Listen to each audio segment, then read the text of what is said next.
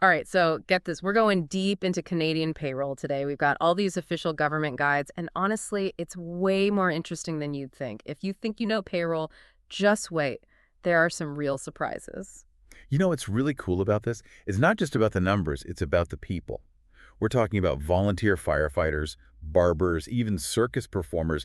Their paychecks tell a story hidden in those deductions. That's so true. It's all about the details of CPP, EI, income tax. It all builds that Canadian social safety net, right? Exactly. That safety net, that's a big part of what makes Canada, well, Canada. Think of it like a giant potluck everyone chips in. A little something so that everyone can have enough to eat. You know those deductions on your paycheck? That's you bringing something to that potluck. It funds for retirement, pensions, parental leave, and, if you lose your job, it helps you out. And the CRA, the Canada Revenue Agency, they're like the organizers of this massive potluck, making sure everyone's contributing their fair share and the food is, well, distributed properly. They even have the rules in Braille and MP3. But here's the thing. It's not as simple as, like, just showing up with a casserole. It's definitely more like a potluck, where each table has its own rules. The province you're in, what kind of work you do, even if you're working in Canada or on a beach in Bali, it all changes how much you contribute and what benefits you get. Speaking of unexpected things, let's say you walk into a hair salon. You probably think the stylists are employees, right? It's a common assumption, for sure. But a lot of those barbers and hairdressers, they're actually renting chairs, making them independent contractors. So, like, their own bosses. But there's a catch. Even though they're not technically employees, EI rules still apply. It shows how Canadian payroll is adapting to new ways of working. Exactly. It really shows how important it is to understand those nuances. Okay, imagine this. You've just hired your first employee. Congratulations. But before you get too excited, remember, those deductions you withhold, they're not yours to spend. It's like holding money for a friend's birthday present. You're taking care of it until it needs to go to the right place. Exactly. Those deductions, they're held in trust for the receiver general, completely separate from your business funds. Messing that up has some serious consequences. Like if your records of employment, those ROEs are wrong, employers can face fines or even, imprisonment. That's a pretty good reason to get it right. No kidding. And speaking of getting it right, let's talk CPP, the Canada Pension Plan. It's more than just a deduction, it's investing in your future.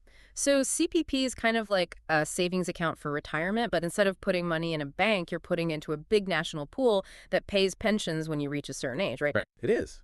And in 2024, things get a little more interesting. There's CPP2, the second additional CPP contribution. CPP2 is an extra boost for the high earners out there. It helps ensure a more comfortable retirement, even if you go over the regular CPP maximum. So if you're making the big bucks, CTP2 makes sure you're contributing your fair share. Does everyone have to pay more? Not everyone. If you're already getting a pension, you can actually tell the CRA to stop taking CPP contributions, which puts money back in your pocket each paycheck. And remember, if an employee is having a tough time financially, they can ask for a letter of authority to reduce those tax deductions. It's like a safety net when things get unexpected. That's pretty cool how the system adapts. Now, let's say we have a listener like Sylvie who works on commission. How does CPP work if your income changes every month? Well, for commission-based work, like Sylvie's, the amount of CPP contributed will change with each payment because their income changes, right? Every time Sylvie gets a commission check, they recalculate the CPP, but they always keep in mind those yearly maximums. So even with a fluctuating income, the system adjusts. What about people who can't work because of a disability? Do they still have to contribute to CPP? No, actually they don't. Disabled employees don't have to contribute to CPP. So the system understands that people with disabilities may have different financial situations. That makes sense. What if you're 65 and already getting a pension? Do you still have to contribute? Nope, they can opt out. If you're already getting a CPP or QPP retirement pension, no more contributions. It's like saying, hey, I've done my part. That's a well-deserved break. Yeah. So we've covered CPP. Let's move to EI, employment insurance. A lot of people think it's just for when you lose your job, but it covers a lot more than that, right? Absolutely. EI is a safety net for all sorts of life events, not just job loss. New parents can get benefits for both maternity and parental leave, and if you need time off to care for a seriously ill family member, there are benefits for that too. So it's not just about being unemployed. It's about getting support during big life changes. You mentioned how the type of work you do can affect your EI contributions. What about jobs that are less conventional, like taxi drivers, for instance? Taxi drivers, they often have unpredictable income and periods of unemployment. There's a special EI regulation just for them, so they can get those benefits when they need them, even if their work history isn't like someone with a regular 9-to-5 job. So the system adapts to different work situations. Okay, here's one that might surprise people. Religious orders and EI. What's the connection? If you think about it, when someone joins a religious order and takes a vow of perpetual poverty, they're basically saying they don't have personal income. So they're not really in what's considered insurable employment, right? Exactly, which means they don't contribute to EI. The system adapts to these unique circumstances. Okay, here's a big question. How do you determine the hours worked for EI? That affects how much someone can receive in benefits, right? It does, and this is where it gets interesting. The calculation depends on the situation. Standby hours, public holidays, even military service. There are specific rules for all of them, and all those things factor into EI eligibility. Even when you're not actively working, you might still be racking up those insurable hours. Now, let's talk about income tax, everyone's favorite topic, the TD1 form. Friend or foe? I'd say it's more like a frenemy. It can be a little intimidating, but it's there to help. The TD1 form tells you how much income tax is deducted from your paycheck. Isn't it a standard form everyone fills out? Actually, there's more flexibility than you might realize. For example, people who work on commission can use the TD1X, a special form, to adjust their deductions based on what they think their expenses will be. It considers that their income and expenses might be all over the place compared to someone with a regular paycheck. That's a nice adaptation. What if you want to be extra careful and avoid a big tax bill at the end of the year? You know what? You can actually ask them to take out more taxes from your pay. Wait, really? Why would anyone want to do that? Wouldn't you rather keep that money now? Some people would rather pay more upfront and avoid a big bill later. Some people do it if they have income from other sources that doesn't have regular deductions. It's about what makes you feel comfortable. Okay, what if you're going through a rough patch financially and need some relief from those deductions? That's where the letter of authority can help. It can be used in tough situations to ask for lower tax deductions. Think of it as a lifeline for those unexpected expenses or a sudden drop in income. It's like hitting pause on those deductions. Pretty useful. I know what our listeners are waiting for. It's time for the fun part. The unique cases that make Canadian payroll so, well, Canadian. Okay, let's start with one that could happen to our commission-earning friend, Sylvie. What happens if you accidentally overpay someone and can't get the money back? What about their CPP and EI contributions? Oh, that's a tricky one. It is, but there's a solution.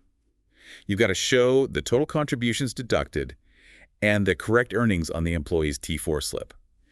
If you reported too much for earnings and deductions, you can ask for a refund using a special form. The big takeaway here is keep good records. They are crucial. Good reminder. Okay, what's another interesting case? How about this? A police officer is doing extra duty. So who's the employer? Extra duty. What does that even mean? Like a side gig? It is a bit like moonlighting. Imagine a police officer gets hired by a private company to do security for, say, a Justin Bieber concert. So it's work outside of their regular police job, but who's responsible for the payroll for that? That's where it gets interesting. For that extra duty gig, the company who hires them becomes their employer for payroll. So in this case, the Bieber concert organizers would handle the deductions, not the police. You got it. It's like the officer has two different employers depending on what kind of work they're doing. Canadian payroll is full of surprises. It's like a choose-your-own-adventure for employment. Okay, one last one for this section. What about amalgamated businesses? It sounds a bit scary. Amalgamations are when two or more companies decide to, join forces and become one big happy company. So like a corporate marriage. Exactly. And for payroll, the new company is considered a continuation of the previous ones. So they can't just start with a brand new payroll system. No, they get all the payroll history of all the companies that merged. It's like merging family photo albums. You take the good with the bad. But hey, listeners, this is just the beginning. In the next part of our deep dive, we'll be looking at some sensitive areas, like how Canadian payroll works for Indigenous employees. Oh yeah, there are many more interesting and unique scenarios coming up. And we're back for more of the deep dive. Before we get to those other interesting scenarios, we need to talk about something important. Indigenous employees and how Canadian payroll works for them. This is where being accurate and sensitive is really important. It's not just about the rules, it's about understanding the history and making sure we're upholding Indigenous rights. Definitely. Where do we even start with this? Let's start with the legal language. When the CRA talks about payroll, they use the term Indian because it has a very specific meaning legally in the Indian Act. Okay, so we're being precise here. Indian isn't a general term, it has a legal meaning. Exactly. It means people who are registered or entitled to be registered as Indian under that act. And the idea of living on a reserve is important too. A reserve, as the Indian Act defines it, has specific implications for being exempt from paying taxes on employment income. So, if an Indigenous employee lives and works on a reserve, they might not have to pay tax on their income. That seems fair, given the history and the economic challenges that a lot of Indigenous communities face. It does seem fair, but there's something else to consider. A big Supreme Court case, Williams v. Canada, changed how we determine these exemptions. Oh, a Supreme Court case. Now we're getting into your area of expertise. What did that case change? Well, the Williams case basically said, we can't just assume someone is exempt from taxes just because they live and work on a reserve. We have to look at all the different factors, like what kind of work they do and how it connects to the reserve. It's making sure the exemption is actually about the reserve, not just a general rule. So it's more nuanced, looking at each case specifically. It makes sense, but it sounds complicated. It can be. That's why the CRA made Form TD1IN.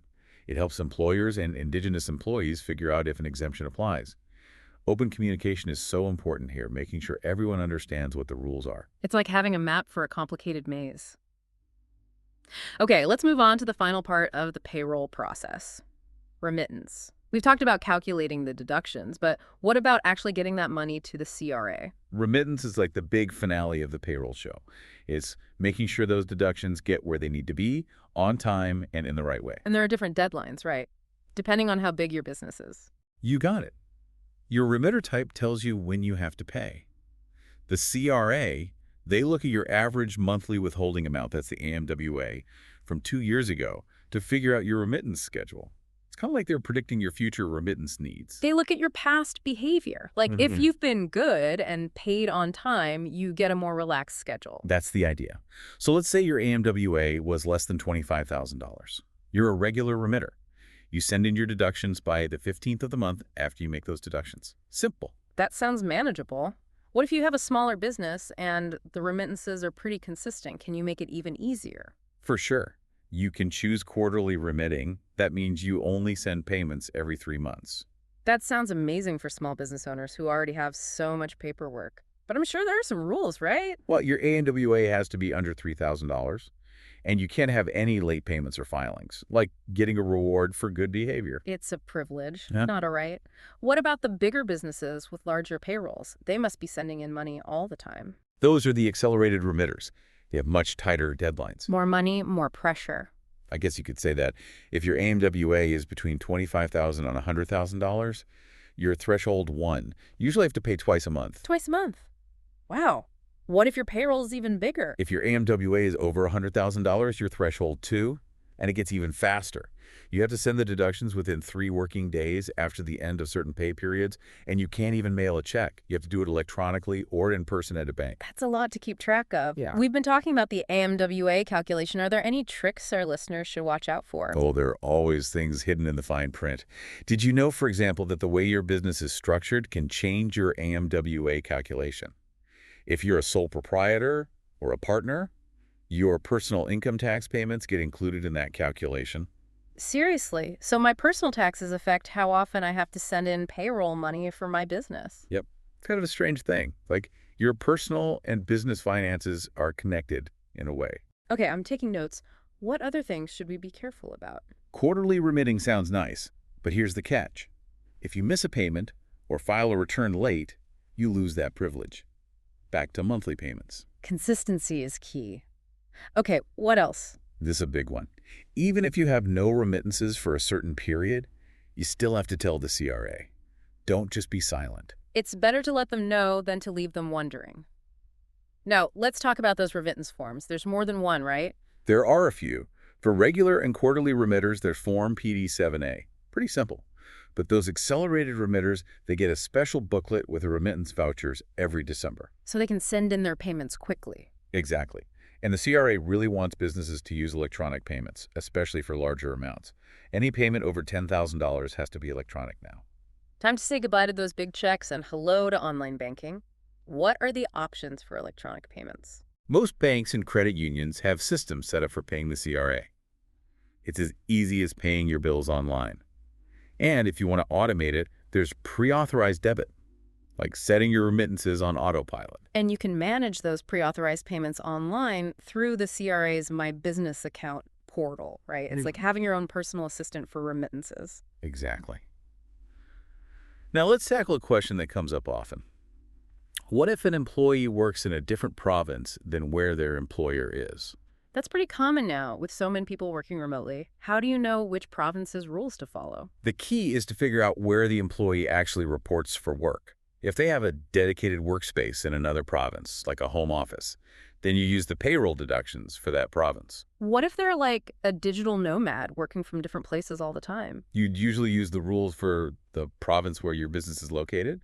It's about figuring out that main place of business. So it's about knowing where their payroll home base is. What about people who live in Canada for only part of the year? What if an employee moves to or from Canada during the year? That can be tricky.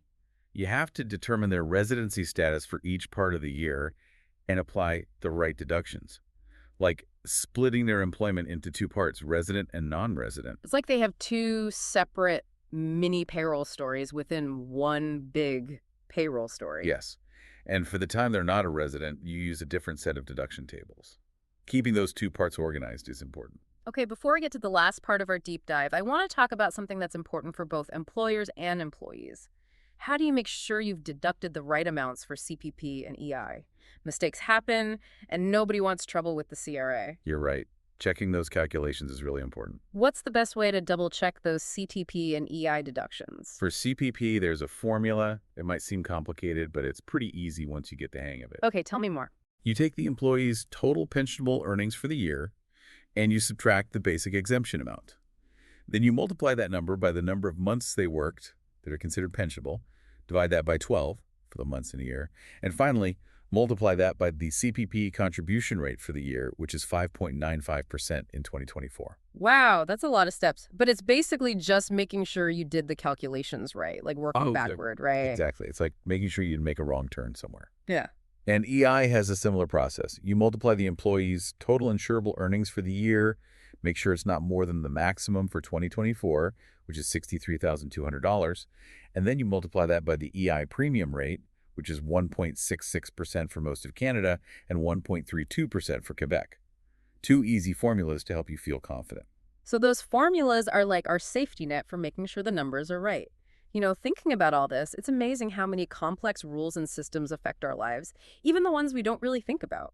Payroll is kind of like a hidden engine that keeps our society running. It makes you realize that even the things that seem boring, like filling out tax forms, actually have a big impact on our communities. And it shows why understanding these systems is important, not just to avoid problems, but also to make sure we're all contributing to and benefiting from the programs that make Canada a good place to live. Exactly. It's all about making a better, fairer society, one paycheck at a time. All right, listeners, are you ready for the final part of our Canadian payroll deep dive?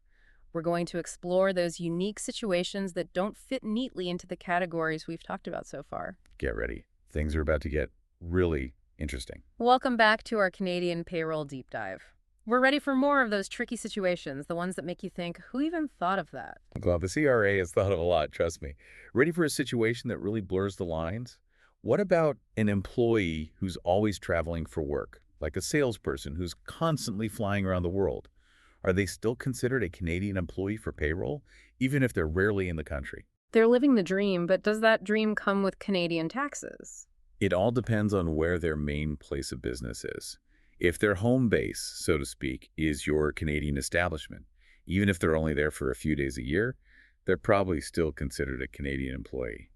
So a quick trip back to Canada could trigger those payroll responsibilities. What if they live in Canada, but work for your Canadian business entirely from outside the country, never actually stepping foot in Canada? You're probably still on the hook for those deductions. Canadian payroll has a long reach. It does. But isn't there something about CPP coverage extending to employees who work outside Canada? Is that possible? You're right. Even if none of those situations apply, employers can choose to apply Canadian payroll rules to their international employees. They can use a special form, CPT-8, to extend that CPP coverage. It's like giving those employees a piece of the Canadian safety net wherever they go. Giving those global workers some peace of mind. What about EI? Let's say someone's working remotely from, I don't know, a beach in Bali. If they lose their job, can they get EI? It's unlikely. Usually, working outside of Canada doesn't qualify you for EI. But there are exceptions, of course. If they're normal workplaces in Canada, even if they're just temporarily working abroad, they might still be covered. So EI kind of has a connection to Canada. Interesting. What about people who work on ships or planes, always crossing borders? That seems complicated. Oh, yeah. Those situations have their own special rules. Yeah. If anyone's listening who works like that, it's best to talk to the CRA directly. They can give you the most accurate information for your specific situation. Always good to get advice from the experts. Okay, let's talk about something a little more common. What about people who work for placement or employment agencies? Who's responsible for their payroll? Well, it depends on how things are set up between the agency, the worker, and the client company. If the agency hires the worker directly, they're usually responsible for the deductions. But what if the agency is more like a matchmaker, connecting workers with companies? Then the client company is probably considered the employer, even if they haven't formally hired the person. It all comes down to who's really controlling the work. Control is key. Now, let's think about something even closer to home. Hiring a nanny. Does that make you an employer in the eyes of the CRA? You might be surprised to hear this, but yeah, hiring a nanny can make you an employer. It's one of those everyday things that has unexpected payroll consequences. If you're setting their hours, telling them what to do, and controlling how they work, you're probably considered their employer. So it's not just about paying them, it's about how much you're directing their work. Okay, let's try one more scenario just to test our knowledge. What happens if a teacher goes on sabbatical to teach in another country? What about their Canadian payroll deductions? If they're on an approved leave and still getting paid by their Canadian employer, they're likely still considered an employee. Their payroll stays pretty much the same. So their payroll journey continues even if they're off on a different path for a while. What if the leave isn't approved or they're being paid by the foreign institution?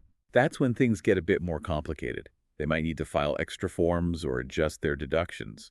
It's probably best to contact the CRA directly in those cases. Okay, last one. Let's talk about contractors. What happens when a company hires a contractor, but they end up working almost exclusively for that company for a long time? Is that still contracting, or does it start to look like employment? That's what we call a dependent contractor. They might have a contract that says they're self-employed, but the way they work looks a lot like a regular employee. So what are the signs that someone might be a dependent contractor? If they mostly or only work for one company, if that company tells them when and how to work, and if their income depends heavily on that one company, those are all signs. So what happens if the CRA decides that a contractor is really a dependent contractor? Does the company get in trouble? They might. The company might have to go back and deduct CPP, EI, and income tax, and they can even face penalties for not doing it in the first place. So getting that worker classification right from the start is super important. Well, there you have it, listeners. We've gone through the interesting and sometimes confusing world of Canadian payroll. From the basics to the tricky situations, we've covered it all. It's been quite the journey through deductions, remittances, and all the ins and outs of Canadian payroll. And it just goes to show that even something like payroll can be full of surprises and adventures. Definitely. And remember, the CRA has a lot of information and resources to help you make sense of it all. So as we wrap up, what's the one thing you want our listeners to remember as they head back into the world armed with their new payroll knowledge? I'd say this. Payroll is about more than just numbers. It's about people, the relationships between employers and employees, and the systems that connect us all. It's about understanding our roles and responsibilities in building a fair and just society. That's a great way to put it. And thank you for joining us on this deep dive into Canadian payroll. Until next time.